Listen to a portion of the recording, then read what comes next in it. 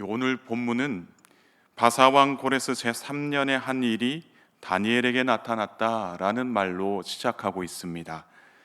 이 다니엘이 고레스 제3년에도 어떤 역할을 하고 있었음을 이야기하는 것이죠. 그런데 사실 우리가 다니엘서 1장 21절의 말씀을 함께 묵상했었는데요.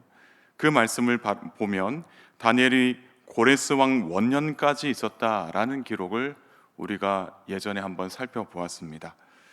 이 1장 21절의 이 말씀은요, 다니엘이 나라를 위하여 고위직에서 일한 것을 이야기하고 있습니다.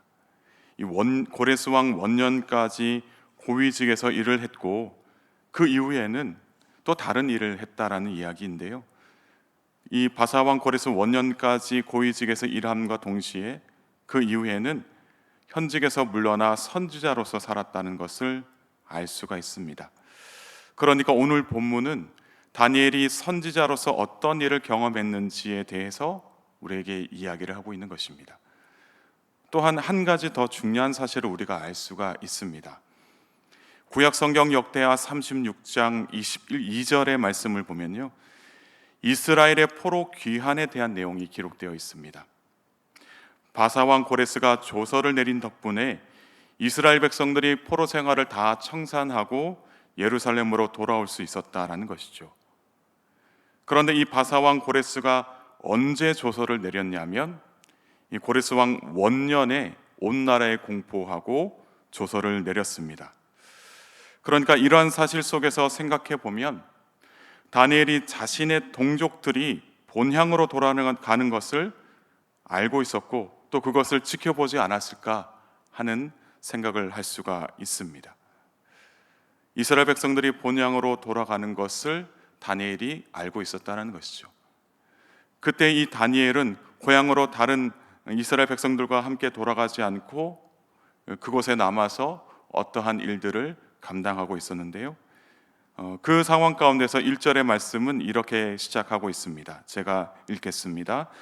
바사왕 고레스 제3년의 한 일이 벨드사살이라 이름한 다니엘에게 나타났는데 그 일이 참되니 곧 큰 전쟁에 관한 것이라.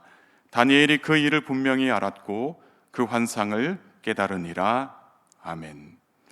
이 고레스 제3년은 다니엘의 나이가 한 85세 정도 되었던 때입니다. 그 시점에 다니엘에게 나타난 일이 있는데 바로 큰 전쟁에 관한 일입니다. 여기서 큰 전쟁이라고 이야기하는 말은 차바가돌이라고 이야기하는데요, 미래에 지상에서 벌어질 큰 전쟁을 의미합니다. 그리고 더 나아가서는 바로 영적 전쟁을 이야기하고 있는 것입니다. 하나님의 백성들과 또 사탄의 세력 사이에서 벌어질 그 영적 전쟁을 이야기하고 있는 것이죠. 이러한 영적 전쟁을 가리켜서 성경에서는 큰 전쟁이다라고 말하고 있습니다. 그리고 다니엘은 바로 이 영적 전쟁이 일어날 것을 확실히 알고 있었다라고 이야기합니다. 왜냐하면 이미 다니엘은 환상을 통해서 보았기 때문입니다. 하나님께서 다니엘에게 그것을 보여주셨기 때문에 영적 전쟁이 일어날 것을 다니엘이 알고 있었다라는 것입니다. 그런데 이러한 큰 전쟁이 일어날 것을 알았을 때 다니엘의 마음에는 큰 슬픔이 찾아왔습니다. 그래서 얼마 동안 슬퍼했느냐? 3주 동안 슬퍼했다라고 이야기합니다. 새 이래 동안 슬퍼하면서 금식하며 기도를 했습니다. 다니엘이 금식하는 그 기간 동안에는 좋은 떡을 먹지도 않았고요, 고기와 포도주를 입에 대지도 않았습니다. 또한 기름을 바르지도 않았습니다. 너무나도 마음이 슬프고 힘들어서 전심을 다해 금식하면서 하나님께 매달리고 또 기도를 했습니다. 전쟁이 반드시 일어날 것이라고 하는데 어느 누가 걱정 없이 잘 지낼 수가 있을까요? 북한이 동쪽으로 미사일만 하나 쏴도 우리의 가슴이 철렁거리고 걱정이 되죠. 또 러시아에서 핵폭탄을 쏠 준비를 하고 있다라는 그 소문만 들어도 우리가 얼마나 많이 걱정을 합니까? 이렇게 소문만 듣거나 전쟁의 기미만 보여도 우리가 이렇게 걱정을 하는데 전쟁이 반드시 일어날 것을 알고도 아무렇지 않았다면 그건 말도 안 되는 일입니다. 다니엘은 그러한 사실을 알고 있기 때문에 너무 걱정이 되는 겁니다. 그래서 하나님을 붙들었죠. 먹고 마시는 것을 다 끊어가면서 하나님께 매달려서 기도를 했습니다. 이렇게 그의 기도가 끝나는 날이었습니다. 4절의 말씀을 보면요, 첫째 달 24일이라고 이야기합니다. 첫째 달 24일에 다니엘은 hit데겔 강가에서 있었다라고 기록하고 있습니다. 이렇게 금식하면서 기도한 그 장소가 바로 hit데겔 강가였다는 것입니다. hit데겔이라고 하는 말은요, hit데겔은 이 티그리스 강의 히브리어 명칭입니다. 이 강은 메소포타미아의 주요한 강 중에 하나인데 그 시작은 아르메니아 타우루스 산맥이라고 합니다. 그곳에서 물이 흘러내려와서 어디를 지나냐면 이 남동쪽으로 메소포타미아 이 평원을 지나서 유브라데 강까지 흐르게 된다라고 이야기를 합니다. 그 길이가 대략 한 1850km나 되는 굉장히 긴 강인데요, 바로 이 강가에서 다니엘이 3주 동안 금식하면서 기도했다라고 이야기를 합니다. 그리고 그 첫째 달 24일에 기도가 다 끝이 났는데 기도하고 나서 눈을 들어보니까 다니엘 앞에 한 사람이 서 있었습니다. 그 사람에 대해서 이렇게 기록되어 있는데요, 세마포 옷을 입고 허리에 우바스 순금띠를 띠고 있었다라고 합니다. 바로 이 세마포라고 하는 이 재료는 제사장이나 귀인들이 주로 입는 의복의 주 재료입니다.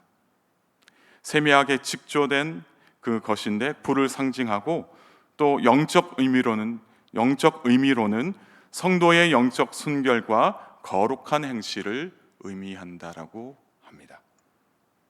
또한 우바스 순금띠라는 것을 이 허리에 띠고 있었는데 이 우바스 지역에서 만든 순금띠라는 이야기입니다.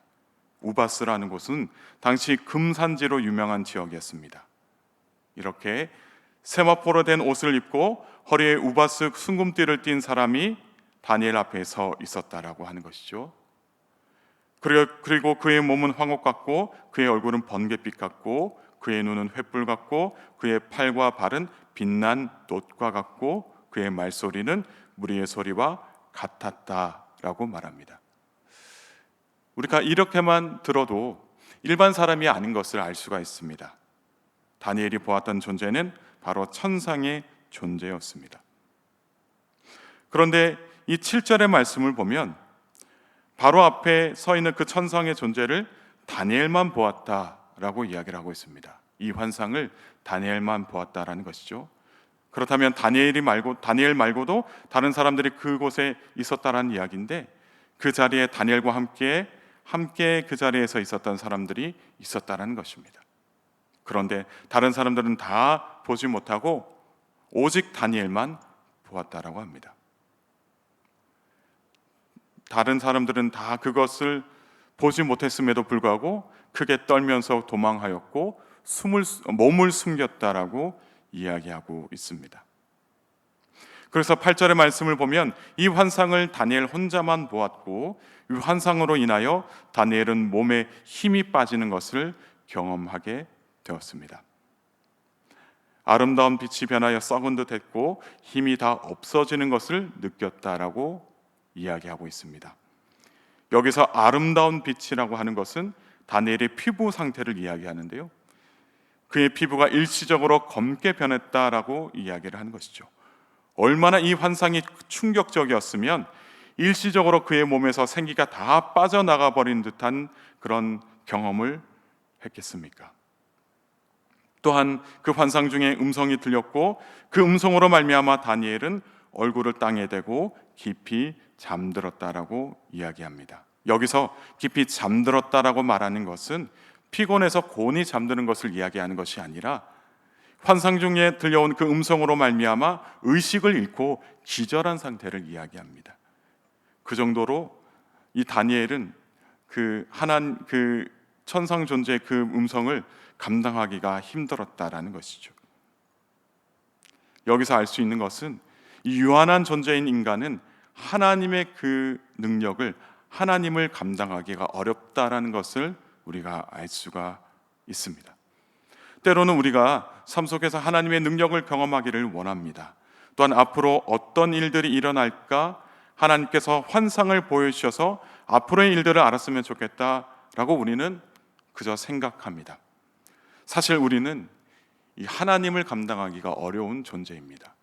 하나님의 능력을 감당하기 어렵다라는 거죠. 왜냐하면 우리는 하나님 앞에 서기에는 유한한 존재이고 또 죄 많은 인생이기 때문입니다. 유한한 존재인 우리가 하나님의 크고 놀라운 비밀을 온전히 받아들이기 어렵고 또 그 일들을 이해하기도 어렵습니다. 하나님의 능력을 감당하기도 어렵고 하나님 앞에 서기에는 너무나도 부족하고 연약한 존재입니다. 이렇게 하나님의 그 거룩하심 앞에 온전히 설 수 없는 존재인데, 때로는 우리가 하나님 앞에 서게 되는 것은, 이것은 우리의 능력이 아니라 하나님의 은혜인 것을 믿으시기 바랍니다.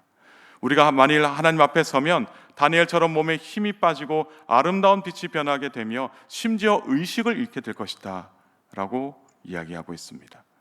그렇다고 해서 우리가 하나님을 피하며 살아가야 하는가? 그렇지 않다라는 것이죠. 우리 그리스도인들은 하나님을 찾고 하나님께 구하는 삶을 살아가야 합니다. 다니엘이 하나님 앞에서 기절한다고 해도 하나님을 찾았던 이유는 이 어려운 상황 속에서도 지키시고 보호하시는 분은 바로 하나님이시기 때문입니다.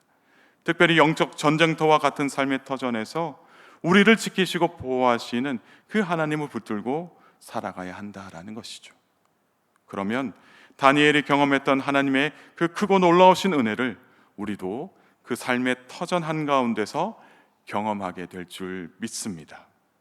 오늘 하루도 정말로 크신 하나님의 은혜 안에서 살아가는 복된 그리스도인들 다 될 수 있기를 주님의 이름으로 축복합니다. 함께 기도하시겠습니다. 하나님 아버지, 오늘 하루도 말씀으로 시작하게 하시니 감사드립니다. 부족하고 연약한 저희들을 지키시고 보호하시는 그 하나님을 붙들고 살아가는 복된 하루가 되게 하옵소서. 다니엘이 히데겔 강가에서 영적 전쟁에 관한 환상을 보았을 때 하나님을 더욱 의지하며 기도했던 것을 보게 됩니다.